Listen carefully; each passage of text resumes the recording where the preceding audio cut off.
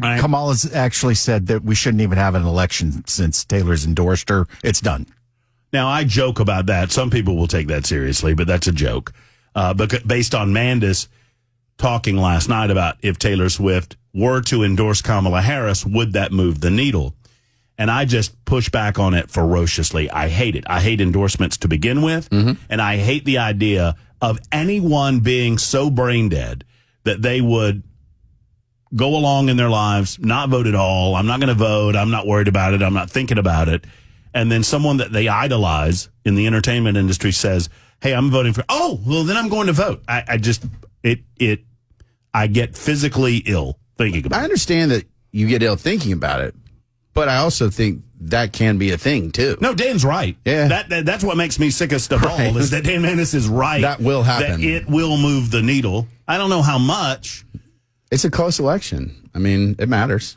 I mean, it matters if she can motivate 25-year-old females to go vote. Bingo. It matters. Yeah. It does. I mean, I don't know if it's a point or half a point or any of that, but like, it's something. You know what? I think, and, sadly, I don't predict that this will happen necessarily, but in Pennsylvania or Georgia or even, Michigan or North Carolina, which is now in play, 15,000 votes, 20,000 votes, one way or the other. Swing a state. Swing a state, swing an election. Yeah. Sad.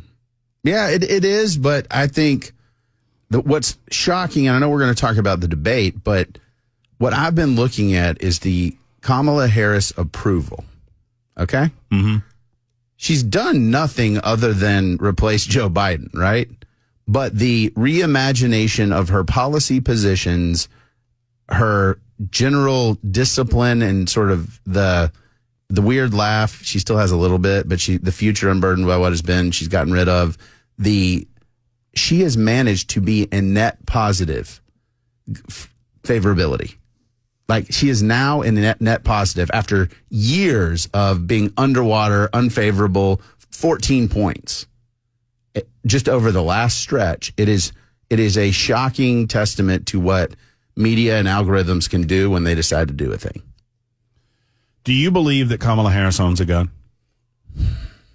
I find that she said she did last night. She did. I find that unlikely. I have not seen her. Most politicians that own guns, they go out and do things with guns. Like Wallace, for example, we've seen those things. Yeah, sure.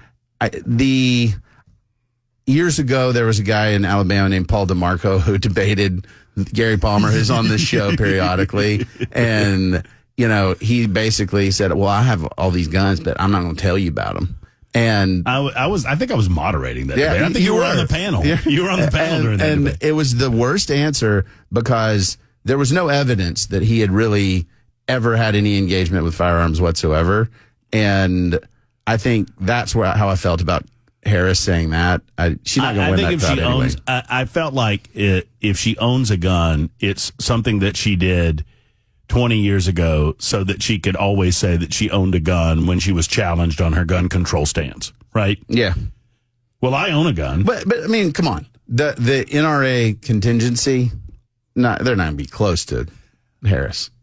Not to belabor this, but you reminded me of this moment in time. I was in Birmingham, Alabama. Cameron was in Alabama at the time. He was writing for AL.com, doing some other things down there. And I was on the radio, and I was asked to moderate this thing it was a runoff election for the 6th Congressional District seat that eventually was won by now Congressman Gary Palmer. And Gary and Paul were on the debate stage, if you will, answering questions, and the questions about gun ownership came up. My memory was the juxtaposition, because Paul was asked, do you own a gun? Yeah. Well, what about it? Well, I'm not going to tell you what guns I own. He was like, oh, I'm not going to tell you that. And then, was it you that asked it? I forget who asked, but the person said, Gary, what about you? And Gary's like, I own, and he started rattling off the guns that he owned. The names, make, and models. Right, of all of the guns that he owned, and the juxtaposition between weak man going, well, I'm not going to tell you, and the other guy going, oh, I have this, and I have this, and I have this, and I have this, and I have this, and they're like, okay, the way that you just answered the question confirms that he's a liar. Right. Well, I mean, this to me, the the big thing and I was so concerned about it because I saw it coming because she has been an easy target. Kamala Harris has been an easy target to kind of rib and make fun of and be like, I don't think she's that smart. She hasn't really done anything. She was very prepared for that debate. She knew the game plan. She came in with a strategy. She executed that. And I think that was one of the big takeaways for me. She seemed more prepared. Isn't it easy if you have the moderators on your side? I've actually got the transcript pulled up, and I understand the idea that, hey, these guys seem very biased because they were fact checking him in real time and then not pressing her on answers. They didn't fact check her on anything. Well, for example, they asked the question of why do you flip flop on these policies? Like, I thought that was a good question. Sure. But then she's like, I'm going to answer all of that. Proceeded to answer none of that. And they didn't say answer the question. And they did do that to him. They did say, answer the question. Like, well, and they also inserted themselves into the debate by saying, well, what you just said wasn't true.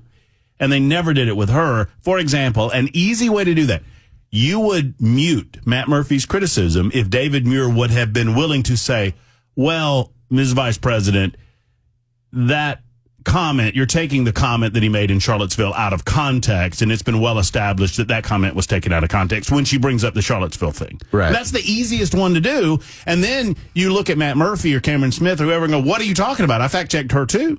But you didn't do that. Well, so when I'm looking through the transcript, and like you, I was watching it with my kids and things are going around. They're asking me questions. And one of the things that I saw was they did ask questions, but they didn't really press hard on getting good answers from her.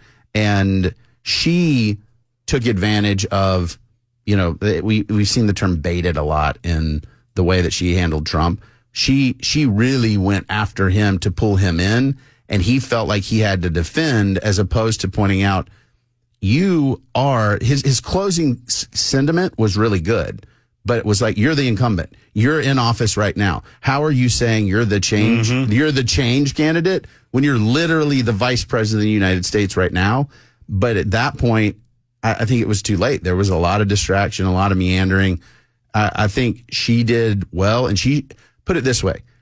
She needed to not tank that debate like Biden did.